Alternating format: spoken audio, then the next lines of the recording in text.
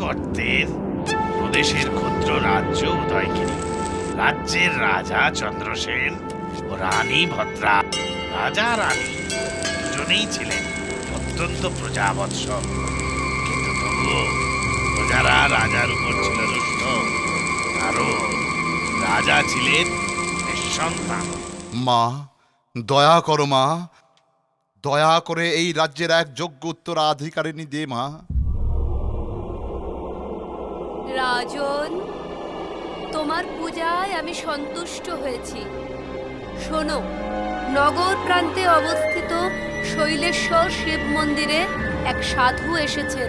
তোমরা তাঁর কাছে যাও, তিনি তোমাদের সমস্যার সমাধান করবেন। কাত্যায়নীর কথা মতো রাজা রানী পরদিন সকালে গেলেন সাধুর কাছে। মহারাজ, সন্তান তুমি পাবে, তবে তার জন্য প্রয়োজন হচ্ছে অভ্যন্তরের আমফল। তা কোথা থেকে পাবো সন্ন্যাসী ঠাকুর? সঠিক ঠিকানা আমিও জানি না। রাজ্যের পশ্চিম দিক বরাবর এগোলে হয়তো সেই গাছের তা ফলের সন্ধান পাবে, কিন্তু তুমি নয়। এই ফল আনতে হবে তোমার রাজ্যের কোন প্রজাকে। শোনো শোনো শোনো, এক সন্ন্যাসীর কথা মতো মহারানী ভদ্রাবতীর যদি অভ্যন্তরের আমফল খান, তবে রানীর গর্ভে এই রাজ্যের ভাবী উত্তরাধিকারী জন্ম হবে।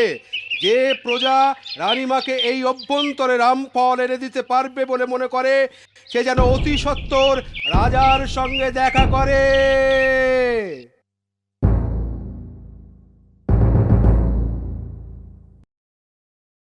প্রণাম মহারাজ। আমি রানীমাকে অভ্যন্তরের আমফল এনে দিতে পারি, কিন্তু সে ফল পাবো কোথায় তা যদি বলে দেন। সঠিক হদিশ আমিও জানি না, তবে শুনেছি রাজ্যের পশ্চিম দিক বরাবর এগোলে ওই গাছ বা ফলের সন্ধান তুমি পেতে পারো। এতেই হবে মহারাজ, আমি তবে আসি। প্রণাম।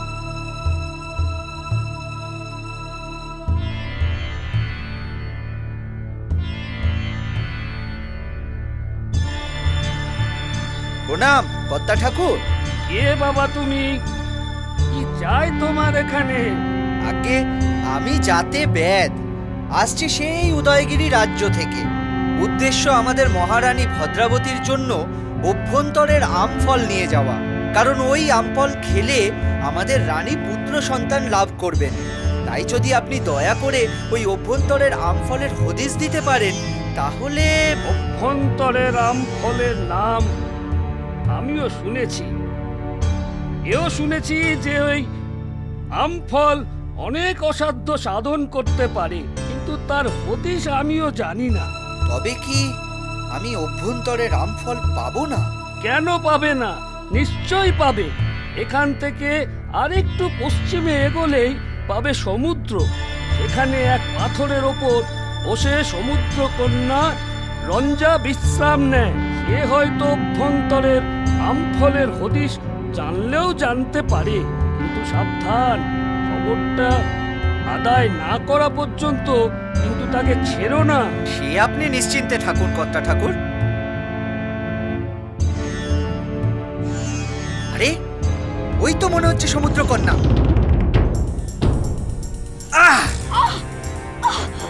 ছাড়ো, ছাড়ো আমায়, ছাড়ো। অভ্যন্তরের আমফলের হদিশ দাও, তবে আমি ছাড়বো।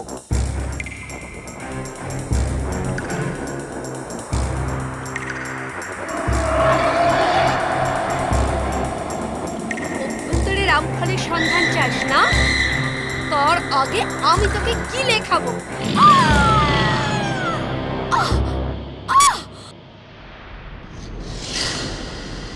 তুমি বড় অসভ্য লোক তো। মেয়ে মানুষের সাথে ব্যবহার করতে জানো না? ছাড়ো, ছাড়ো। আগে আমার প্রশ্নের উত্তর দাও, তবেই তোমায় ছাড়বো। বলো, কি জানতে চাও তুমি? অভ্যন্তরের আমফল কোথায় পাবো? সমুদ্রের মধ্যস্থলে এক দ্বীপ আছে। সেই দ্বীপে এক আম গাছ আছে। সেই আম গাছই হলো অভ্যন্তরের আম গাছ, আর তার ফলকেই বলে অভ্যন্তরের আম ফল।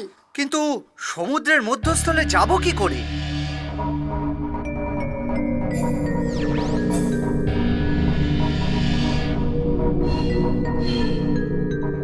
তুমি এই নৌকায় বসো, এ তোমাকে ওই দ্বীপে নিয়ে যাবে। যা সৃষ্ট দৈব নৌকায় চড়ে বেদ উপস্থিত হলো সেই দ্বীপে, সংগ্রহ করলো অভ্যন্তরের আমফল। কিন্তু এ কি কাণ্ড! নৌকা গেল কোথায়? ও নৌকোর আর কোনো প্রয়োজন নেই। সে কি, তাহলে আমি রাজার কাছে যাব কি করে? ওই আম দৈব ফল, এর দৈব প্রভাবে তুমি যে স্থানে যেতে চাইবে মুহূর্তে সেই স্থানে চলে যাবে। তবে হে দিব্য আমফল, তুমি আমাকে আমাদের রাজার কাছে নিয়ে চলো।